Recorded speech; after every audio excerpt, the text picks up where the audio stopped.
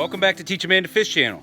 Today's video is going to be strategies for watering your garden. Hopefully in this video I'll dispel a few myths or what I believe are myths, as well as look at some of the strategies that I use and the signs and symptoms that I look for. And I'll go ahead and stress right now, probably the #1 problem that I see in people's gardens is overwatering. People think that, hey, I'm doing good, throwing water into that soil, and in actuality, you're doing damage.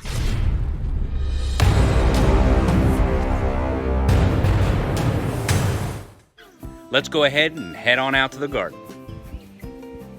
So it's Memorial Day weekend here, and you can probably hear that grass underneath my feet. Really hot Memorial Day weekend. Dry soil. We haven't had rain in a couple of weeks. The spring was a nice, good, wet spring. I have only watered once, maybe twice, and certainly not in the whole garden so far this spring. You can see my squash plants here, how they're wilted in this hot of the midday heat blazing down on them. This is actually not a problem with plants. Plants will take, if they're healthy and the root system is set up well, the plants will take this heat and recover quickly once that midday heat drops off. As a matter of fact, later in the video, I hope to get a time lapse and we'll be able to watch these plants perk up immediately after the sun stops blazing down on them. Let's take a quick look at this soil. As I stated before, we haven't had rain here in weeks. And if you look here,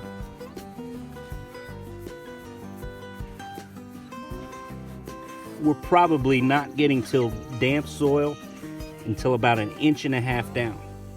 That's an indicator to me that it's finally time to consider a watering strategy in this garden. There, that's more moist soil. The whole top 1.5 inches is nothing but this dry, sandy soil. Now here you can see I did some watering last night, and this was done with a sprinkler, not a soaker. Whoop, evidence of a mole right there. Mole tracks. I'll have to get that taken care of. But this was put down last night, and you can see that soil nice and damp.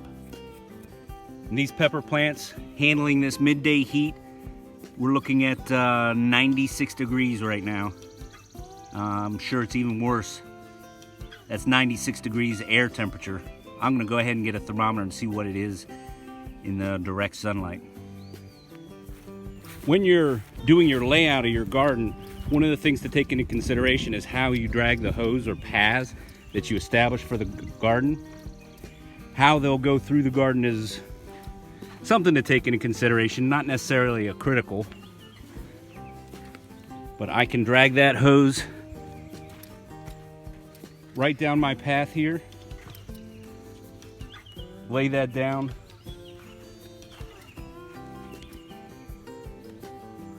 and water all the way down that row.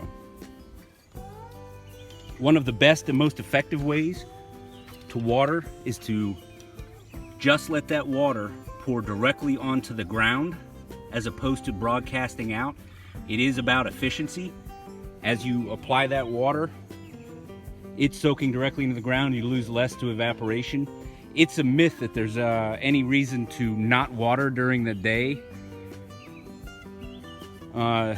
If the plants need water, you can give it to them. The myth that the water drops will scorch the leaves or burn the leaves is simply not true. It's just not as efficient to water and have it evaporate as you're applying it. So here's the temperature in the direct sunlight. This thing pegs at 120, so somewhere around 120 degrees on those leaf surfaces.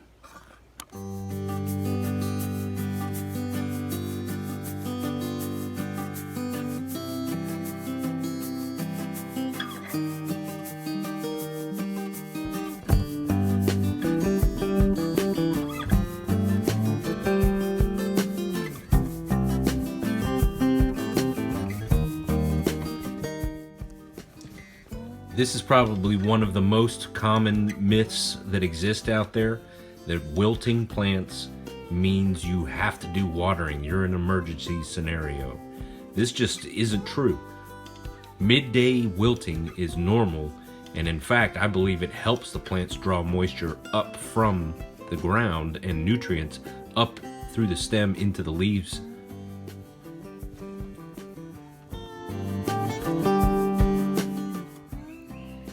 Now that the main heat of the day is past, I can go ahead and set up a sprinkler. It's not as efficient as soak watering, but there's some parts of the garden that it's just better for me to access with the sprinkler, so I wait till the evening time and let it run through till after sunset.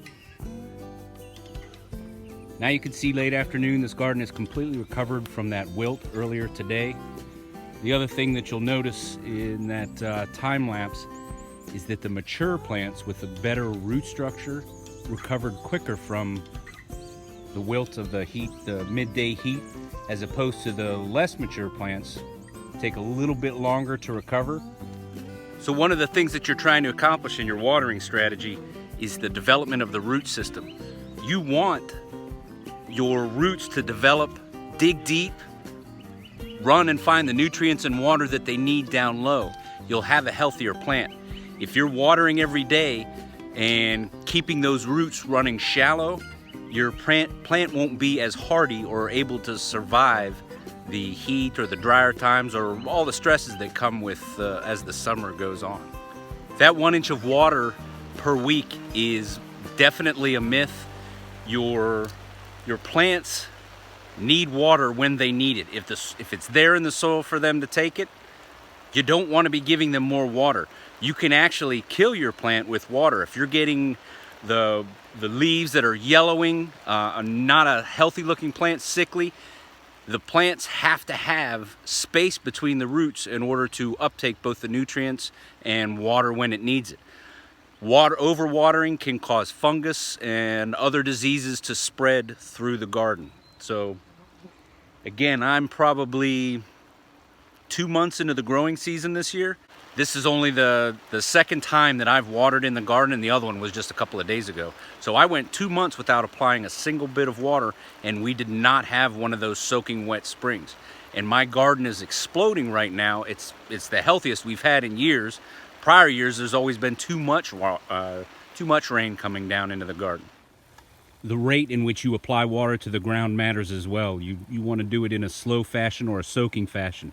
Too much water too quick and it will just run off and not go where you want it.